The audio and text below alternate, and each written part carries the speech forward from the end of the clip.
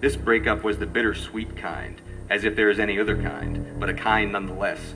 And this kind fell into a specific subset of bittersweet breakup, one that is typical among teenagers who have professed their love for one another, exchanged sterling silver rings, broken heart pendants, leather jackets, punk rock mixtapes.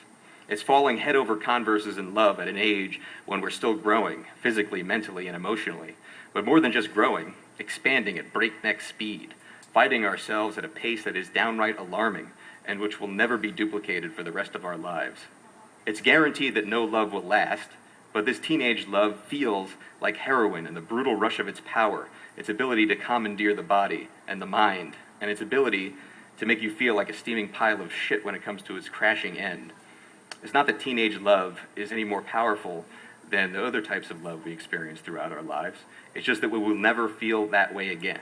Never feel that rush of addiction, the certainty that we have found our proper place in the universe, and we feel that way precisely because we haven't completed our physical and mental maturation. That's what makes it unique. That's what makes it addicting. That's what makes it so enervating when it starts and so heartbreaking when it ends. And it always ends.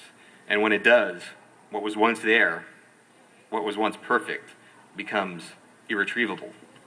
It's lost forever. Jeremy and Leslie were on the beach kissing tenderly and gently, the way a couple that is not brand new starts to do at some point before they stop kissing altogether, kissing for what was soon to be the last time. It was the fact that they knew was going to be the last time that made the kissing even more tender, as though there were memories tied up in it, as though there were regrets, not of times gone by, but of times that would never be.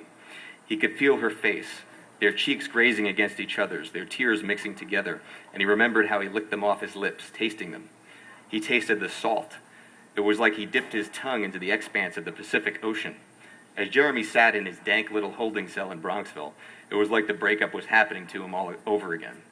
Like he was replaying the events in his mind in technicolor clarity, not the cheap rewinding and replaying of a VHS tape, but the hyper clarity of a laserdisc, right down to the depiction of the blood dripping into the sand after she left.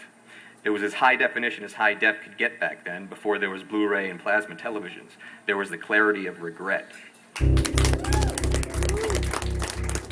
Thank you very much. Thank you very much.